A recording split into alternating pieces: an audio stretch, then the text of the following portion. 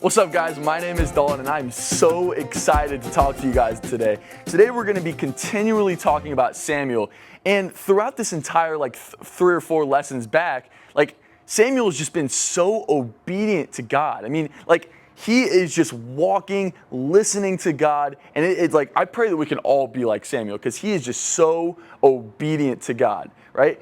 But we're going to talk about him a little bit more today, but last lesson we learned about was that Saul disobeyed God, right? He thought he was walking in obedience. He thought he was doing the right thing, but he wasn't obeying God. So he was not walking in obedience. He was disobeying God, right? So, and to start today, God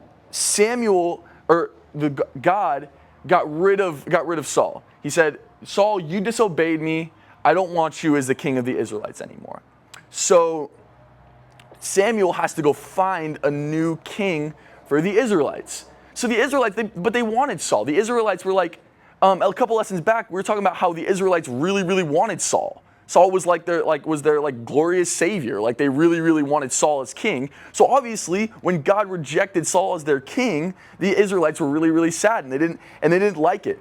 They were really, really, really sad. And so was Samuel a little bit. Samuel kind of liked Saul a little bit, but nonetheless, Saul was disobedient, and God rejected him as the Israelites' king, right? So God told Samuel, he said, you are going to find, I need you to go get us a king. I need you to go get the Israelites another king.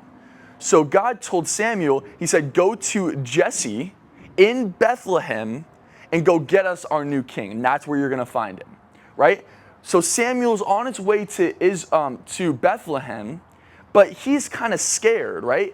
Because Saul was rejected as king, and now Samuel's going to try to find a new one.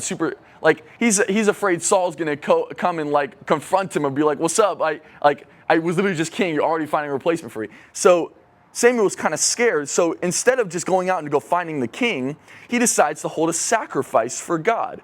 And instead of inviting everyone to the sacrifice, he only invited Jesse, the father, and his 7 sons. Jesse came to Samuel's sacrifice, and Samuel was watching him bring his first son. And Jesse's first son, his oldest son, was this big guy. He was strong, he was tall, and he was a super impressive man. And Samuel was like, God, is this your guy? Is this gonna be our new king? I mean, he's so great, and he's so strong, and he's super tall, and he's super big. He's gotta be our new king, right? And God was like, no. God tells Samuel, he says, do not consider his appearance or his height, for I have rejected him. The Lord does not look at things people look at. People look at the outward appearance, but the Lord looks at their heart. See, that's super, super, super important, right? God does not care what you look like.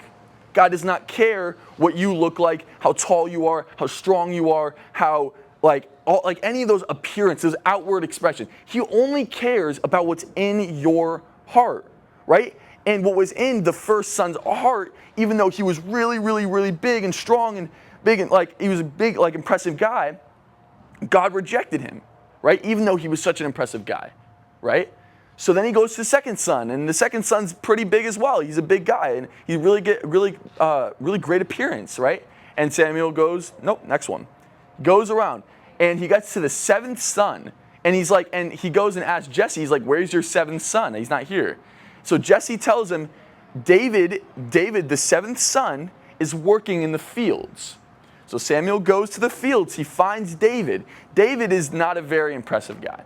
He's a little bit shorter, probably not as strong, probably not as big. But what does God tell him? God tells Samuel, he says, this is your king. I see his heart. God tells Samuel that he sees David's heart, and that heart is what he wants to be king over Israel, right? God does not care about your appearance. God is going to use you for your purpose and for his purpose and his will for your life, no matter what you look like. It does not matter how tall you are. It does not matter how short you are. It does not matter how big you are. It does not matter how small you are. It does not matter how well you can speak. It doesn't matter how, not well you can speak. God is going to use you for his purpose and his will for your life. All right, guys, I appreciate you guys tuning in today. I hope you guys have a great rest of your day. Bye-bye.